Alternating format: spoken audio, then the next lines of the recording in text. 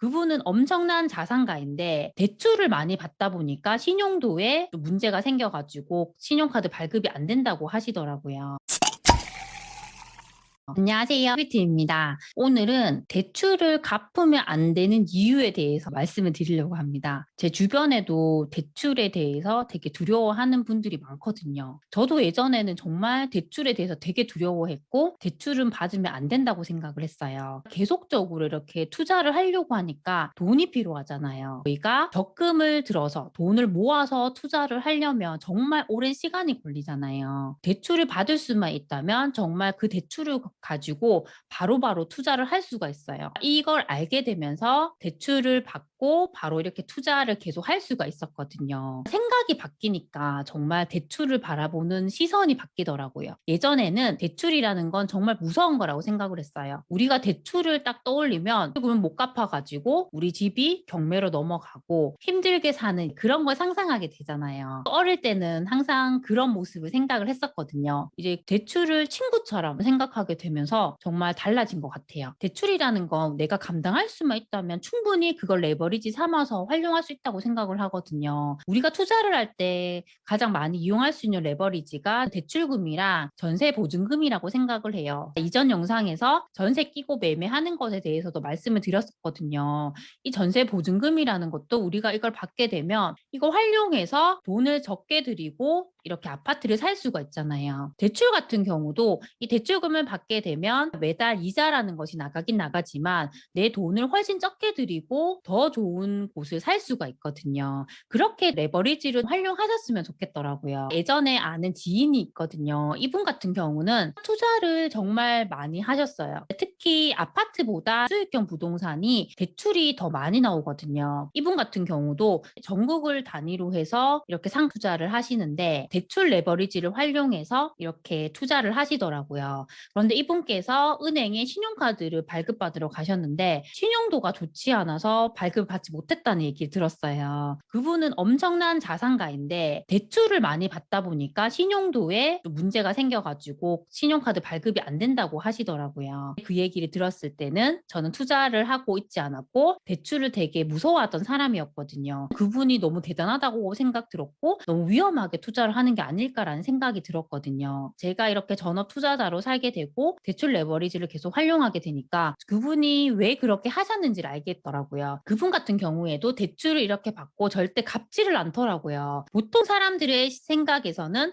대출을 받으면 어떻게든지 빨리 갚아야 된다고 생각을 하잖아요. 제가 첫 집을 마련했을 때도 6천만 원이라는 돈을 대출을 받았는데 무조건 내가 그것을 5년 안에 갚아야 된다고 생각을 하고 정말 열심히 대출을 갚았었거든요. 제가 5년이라는 기간 동안 6천만 원이라는 대출금을 갖고 나서 생각을 해보니까 저에게 아무런 변화가 생기지가 않는 거예요. 예전에도 저는 집이 한 채였는데 대출금을 다 갖고 나서도 그냥 집이 한 채인 거예요. 그 대출금을 갚지 말고 그 돈을 가지고 좋은 곳에 투자를 했다면 자산을 더 빨리 늘릴 수가 있었거든요. 그때는 제 생각이 거기에 미치지 못했기 때문에 그렇게 실행을 하지 못했습니다. 지금 관점에서는 절대 대출금을 갚지 않는 게 맞다고 생각을 하거든요. 최근에 매수를 했던 지식산업센터 같은 경우도 비슷해요. 지산 같은 경우에도 수익형 부동산이고 대출이 거의 80% 이상이 나오거든요. 이렇게 대출을 활용해서 투자를 하게 되면 만약에 9억짜리 지산을 산다고 했을 때 10% 대출을 받게 되니까 내 돈은 그 대출금을 뺀 만큼만 있으면 되거든요. 만약에 레버리지를 활용하지 않는다면 내가 9억이란 돈이 다 있어야지 그 지산을 살 수가 있잖아요. 정말 똑같은 건물을 사는 건데도 이렇게 큰 차이가 생기는 거예요. 대출을 빨리 갚아야 된다고 생각을 하면 그 지산을 팔아서 빨리 대출을 갚고 나머지 수익을 내가 갖게 되는 거잖아요.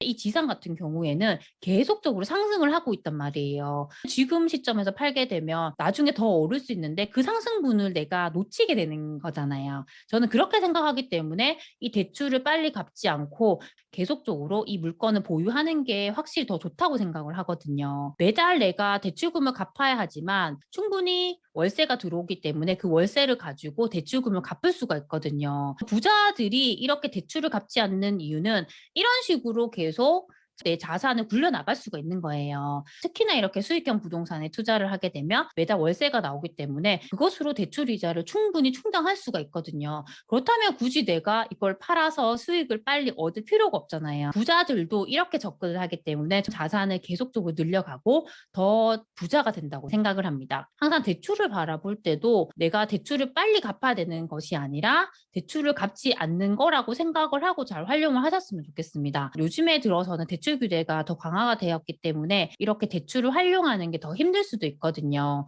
하지만 조건이 되는 분들은 어떻게든지 대출을 받지 않는 것보다는 대출을 받아서 활용하는 게 더 좋다고 생각을 해요. 최근에 제가 본 기사 중에 대출을 갚지 말라는 내용의 기사가 있어서 한번 공유를 해보도록 하겠습니다. 헤럴드 경제의 기사인데요. 11.6 대책 이후 대출 갚지 말자, 미리 더 빌려두자라는 내용입니다. 기존 대출을 연장하는 경우는 DSR을 보지 않거든요. A씨 같은 경우는 2년 전에 받은 신용대출을 연내 갚으려고 계획을 했습니다.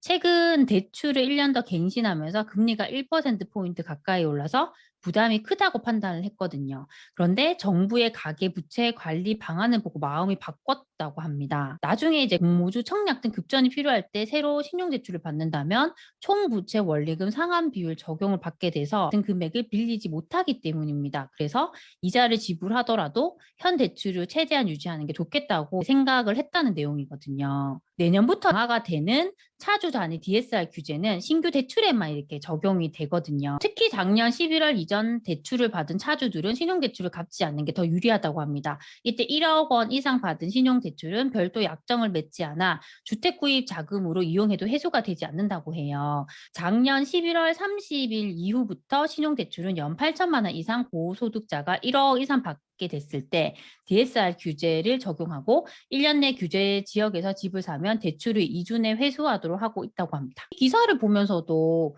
제가 느낀 게 뭐냐면 기존에 내가 대출을 가지고 있다면 지금 시점에서는 갚지 않는 게 훨씬 더 유리한 것 같아요. 지금 갚게 되고 나중에 내가 진짜 돈이 필요할 때 다시 대출을 받으려고 하면 지금 DSR 규정에 우리가 적용이 되잖아요. 예전의 금액만큼은 절대 받을 수가 없거든요. 그래서 대출을 만약에 받으신 분이 있다면 갚지 말고 나중에 내가 활용할 수 있기 때문에 그것을 가지고 있는 게 훨씬 더 유리하겠다는 생각을 했습니다. 점점 더 힘들어지긴 하지만 그래도 대출에 대한 생각을 좀 더 긍정적으로 가지면서 계속 투자를 해 나가셨으면 좋겠습니다. 항상 제 영상을 시청해 줘서 정말 감사드립니다. 그럼 다음 시간에 만나요. 안녕.